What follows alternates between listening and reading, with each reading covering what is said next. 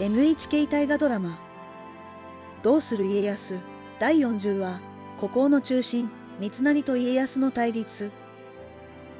ドラマ展開先読み解説。この記事はドラマの行方を一部予測してお届けします。2023年10月22日放送予定。慶長3年1598 8月18日。伏見城虎の国午前4時。夏の終わりを告げる虫の声が聞こえる。城内は静まり返り、いつもと変わらぬ朝を迎えていた。三成よ、わしはもう長くはない。いいえ、お言葉を慎んでくだされ。まだお元気になられます。必ずや。三成、わしの死をご奉行だけに伝えるのだ。他の者には口外するな。わしはまだ生きておると思わせておけ。はっ、承知しました。しかし、なぜでございますか。わしは天下を統一したが、その後継者である秀頼は、まだ幼すぎる。これは天命なのかもしれん。だが、わしの死後、天下はどうなる。誰がこの国を守る。ご心配なく、我らがお力になります。お意志を継いでこの国を守ります。そうか、そう言ってくれると心強い。そう言い残し、秀吉は目を閉じます。太閤殿、どうすればいいのですか、太閤殿。ここに太閤秀吉は62年の波乱の人生を終えるのです。石田三成は死に際に伝えたその内容をねねに話します。殿下のご命令、ご奉行だけでは心もとない。早速、家康殿にご相談し指示を仰いでくだされ。そして石田三成は家康のもとへ。家康は三成から秀吉の死を告げられると、その場にひざまずき涙を流した。しかし、それは表向きの姿であった。心の中では、自分こそが天下統一の主役であると確信し、次なる一手を考えていた。家康は、国を一つにして太平の世を開くを、自分の役目と考えてすぐに行動するのです。太閤様の遺言に従い、朝鮮から諸将を引き上げさせる。三成、そなたは西国の諸大名にこの旨を伝えるため、博多へ急ぎ参れ。三成は驚きつつも平静を装っていた。博多へ参ると申されますか。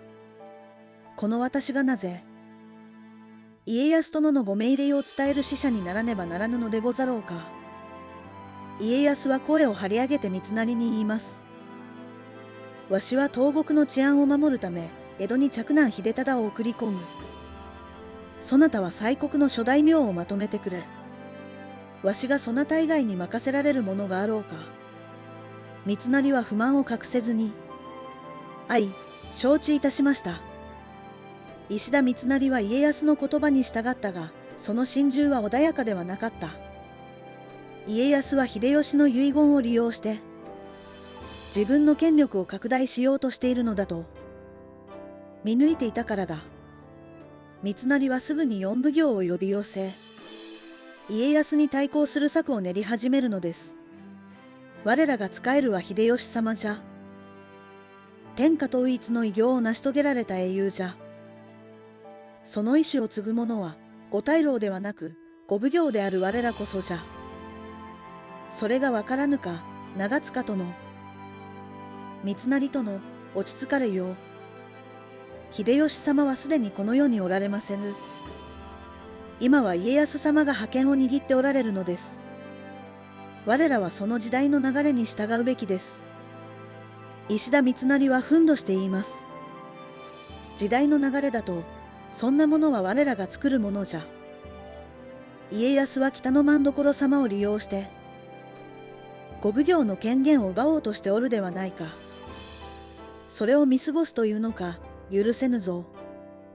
浅野長政は呆れて言います。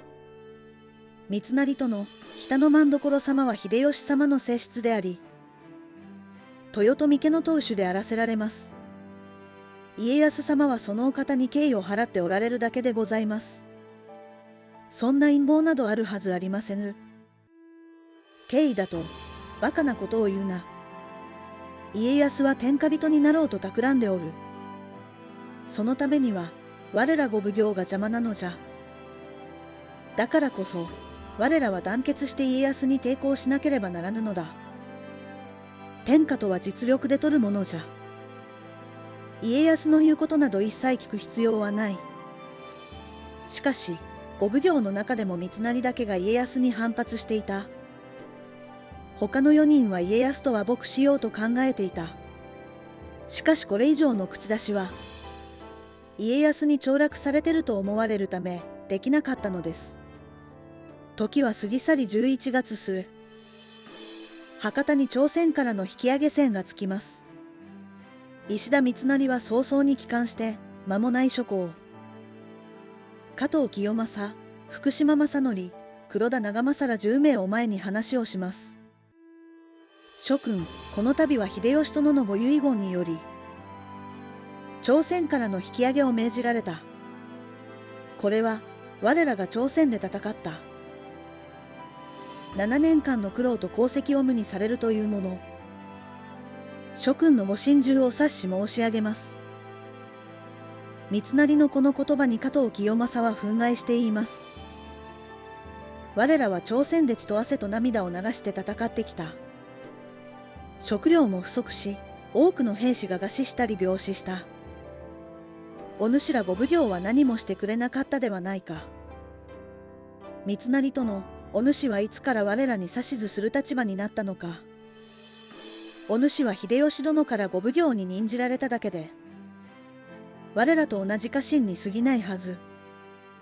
お主は我らに敵対して家康殿と戦うつもりなのか。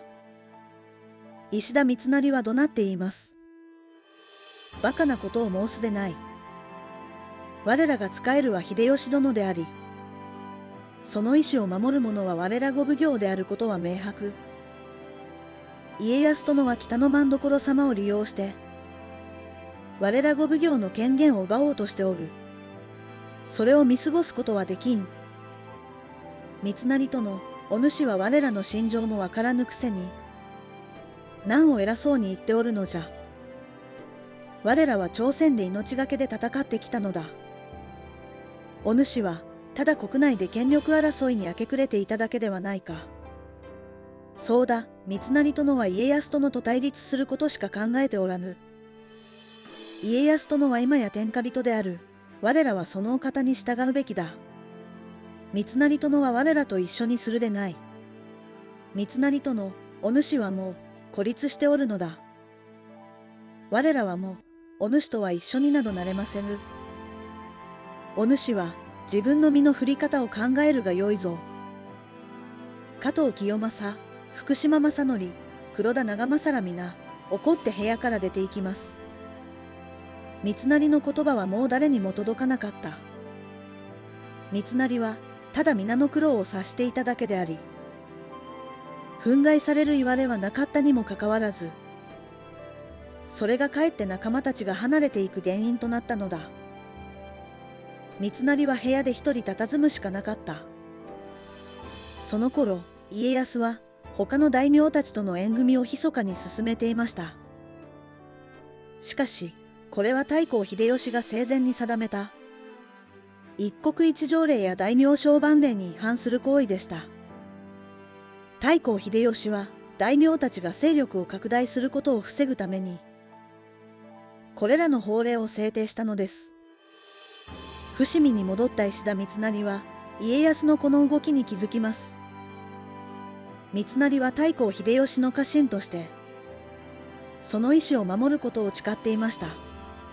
そこで三成は家康に対抗する策を練り、前田利家の屋敷を訪ねます。利家は五大老の一人。三成は利家に家康の陰謀を告げ、共に行動するように求めます。利家との家康とのは諸大名の縁組を勝手に進めておりますぞ。これは太閤殿のご遺言に背く行いではなかろうか。我々はどうするべきでありましょう。三成よ、落ち着け。このことは慎重に対処すべきこと。太閤殿下は今はいない。家康は太閤殿の後継者としての権威を確立しようとしておるが、家康がどう動こうが、今は様子を見届けるべき時ぞ。様子を見届けると仰せるのならば、我々は太閤殿の意志を守るために立ち上がらねばなりませんか。立ち上がると言ってもどうするつもりだ。家康に反対すれば、他の大名たちはどうすると思う。お主は孤立するだけではないか。孤立するとしても正義のために戦うことに意義がありますぞ。利家殿、どうか私に従ってくだされぬか。三成よ、お主は若すぎる。この世は正義だけでは回らぬのだ。お主の行動は太閤殿の意志を守るどころか、逆に乱世を招くことになるぞ。三成は利家の言葉に納得できず、憤りを隠せません。承知いたしました。では、私は一人でも太閤殿の意志を貫きますぞ。三成よ、待て。石田三成は憤慨し立ち去ります。年が明けた。慶長4年1599正月、大阪城に新たな主が立った。豊臣秀頼、わずか7歳の養君である。太閤秀吉の遺言により、前田利家は秀頼の後見人となり、大阪城に入った。一方、徳川家康は政務を取るため、伏見城に戻った。しかし、この時代はまだ平和ではなかった。政権内部では、石田三成を筆頭とする文治派と、加藤清正、福島正則らを中心とする武断派が対立を深めていた。西国の諸侯もまた、再び反抗の気を起こしていた。ある日、加藤清正が伏見城の家康を訪れます。家康殿、我らは石田三成殿の不穏な動きを察し、殿をお守りすべく、福島、黒田らと共に警護いたしますゆう。ご心配なく。これは清正殿、ありがたきこと。しかしなぜわしを守るのじゃ。北の政所様のご指示を仰いでおります。太閤秀吉の葬儀も済まぬうちから、北の政所は家康に対し、自らの意思を伝えていたのだ。家康は、北の政所様のその考えにただただ頭が下がる思いだった。しかし、西国の諸侯らが再び暴れ出したことに、憤りを感じるのでした。そしてついにその日がやってきます。石田三成は家康暗殺をたばかるのです。しかし、その計画は清正、福島ら武断派の事前の警戒により、失敗に終わります。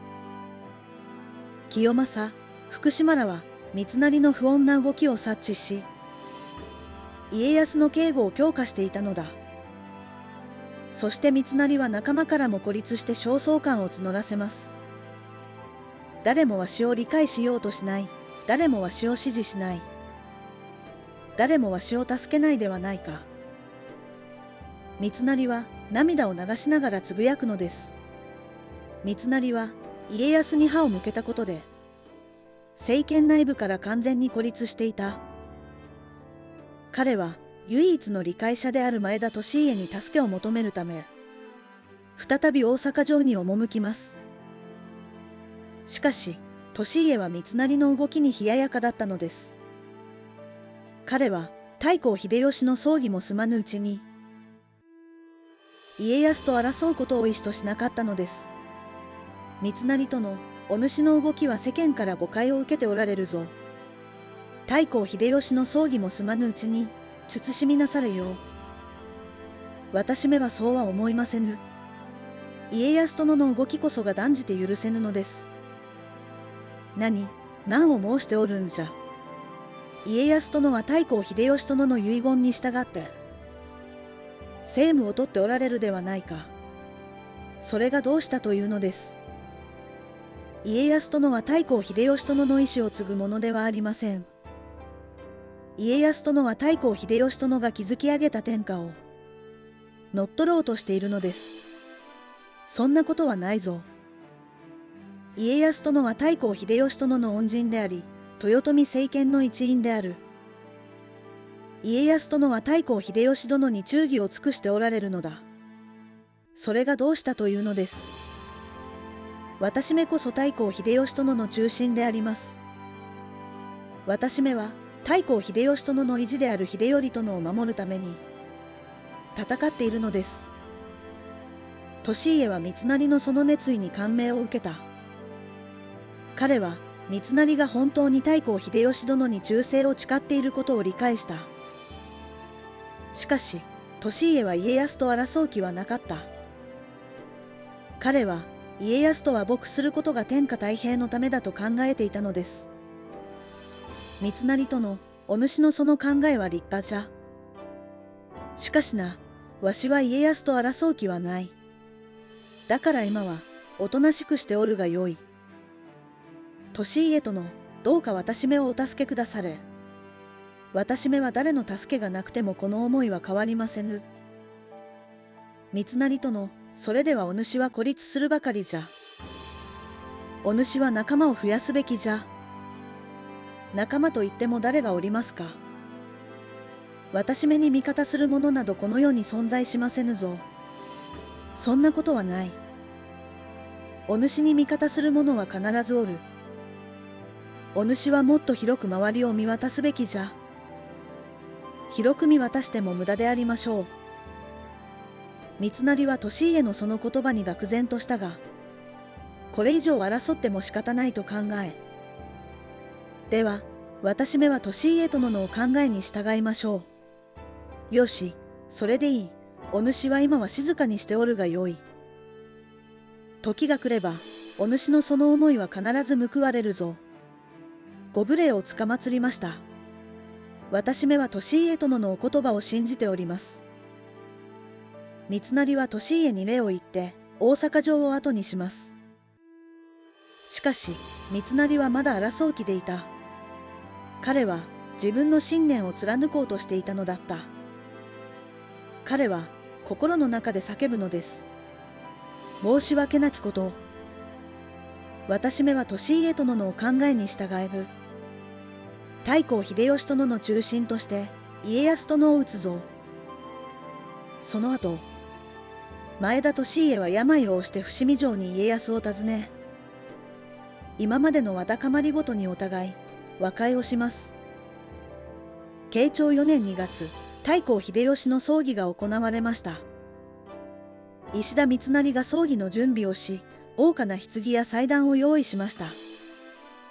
葬儀の行列は伏見城から宝光寺まで約 10km に及び、行列の先頭には秀吉の愛馬である駒が飾られた馬車があり、その後ろには秀吉の遺体を乗せた金色の棺が続きました。棺の周りには秀吉の側近や家臣が警護し、行列の最後には秀吉の正室であるネネや息子である秀頼、五大老や五奉行などの重臣たちが乗った馬車が並びました。葬儀は盛大かつ厳粛に執り行われたのです。葬儀も終わった数日後、容体が悪化した前田利家を家康は見舞いに赴きます。家康殿、お越しいただき感謝申し上げます。わしはもう老いぼれてしまいました。これが最後の別れになるかもやしれん。この世に残すものはありません。ただ一つだけ。私の息子をお願いしたい。私の意志を継いで豊臣家に忠義を尽くしてくれることでしょう。家康殿、どうかその望みを叶えてくださる。相分かりました。利家殿のご期待に添えるようにいたしましょうぞ。その頃、石田三成は家康が大阪に前田利家を見舞うと知ると、小西行長の館に仲間を集めます。そこには毛利輝元、浮田秀家の二大老、前田玄夷、増田長盛、長塚忠家らが在籍し、家康襲撃を目論み始めます。家康殿は今宵、東堂高虎殿の館にお泊まりになられると聞き及んだ。これは絶好の機会じゃ。今こそ家康殿を討ち取るべきじゃ。我らは一致団結して、この夜に決起せねばならぬ。諸君、どうか我に従ってくれぬか。石田三成は熱い眼差しで仲間たちを見回した。しかし、その返事は冷ややかだった。前田玄は三成の言葉に異議を唱えた。お待ちください。家康殿を討つというのは、あまりにも無謀ではありませんか。我らはまだ様子を見るべきです。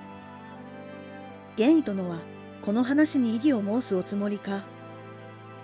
ここは玄殿の言うように様子見でよろしいのではなかろうか。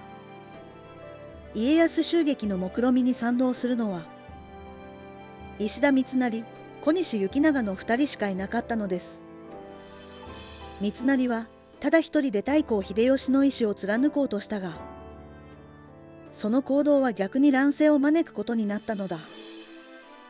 慶長4年1599、3月3日、前田利家が病死すると、翌日の3月4日夜、石田三成の身辺に不穏な動きが流れます。そして加藤清正、福島正則、黒田長政、細川忠興、浅野義長、池田輝政、加藤義明の七将らによる石田三成の大阪屋敷を襲撃する事件、石田三成襲撃事件は起きるのです。事前にこのことを察知した三成は、敵である家康に助けを求めるため、家康の向島屋敷に逃げ入ります。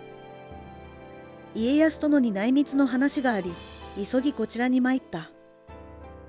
出迎えた本田正信が話します。さようでござるか。何やら物々しい騒ぎですな。先ほど七将らがこちらの屋敷に向かったと知らせがありましてな。さてなんぼとかと思っておりましたら、ははははは。三成殿が突然慌てた様子でお越しになりましたでな。あまりにも偶然ではなかろうかと思っておりました。はて、三成殿は家康殿に救いを請うて参られたのでないですかな。無礼じゃ、何を申すのじゃ。わしはそんなことで参ったのではない。それでは七将らが見えられたら、こちらへお通ししますゆう。おのおのご談判くだされ。それと、新たに廃業した屋敷でございますゆう。屋敷の中で血生臭い争い事はご遠慮願いたい。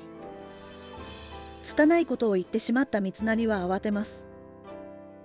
待ってくれ。わしが悪かった。お主の言う通りじゃ。すまぬ。ほほう。それでしたら殿のご様子を伺ってまいりましょう。そして奥の間に通された三成は、堪忍したような顔で家康の前に座ります。話は正信から聞いておる。さぞお困りのことぞの。心配はいらぬぞ三成殿。お主はわしが面倒を見る。七将らが来てもお主を引き渡さぬぞ。三成は思いがけない家康の言葉に涙を流します。家康殿、なんともかたじけなきことを。どうじゃ、これからお主の立場を考えなければなるまい。この度の騒動、元を正せばお主が原因じゃ。切腹か蟄居としてもことは収まらんじゃろう。そこでどうじゃ、この家康、お主のために思案がある。おとなしく沢山城へ引き上げたらいかがじゃな。沢山城でございますか。無論その通りじゃ。それと奉行職を解くゆう。ほとぼりが冷めるまで一旦退き、おとなしくしておる。お分かりか、三成よ。三成は思いもよらぬ言葉に震えます。そのお言葉に甘えさせていただきます。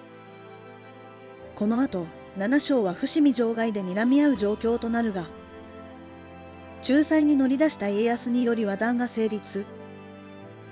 三成は御奉行の座を退き、3月10日、沢山城に騎乗したのです。そして家康は伏見城へ入り城主となります。時は過ぎ去り、慶長4年1599秋、家康暗殺計画への関与を疑われた前田利長が、父、利家から引き継いでいた大老の地位を事実上失います。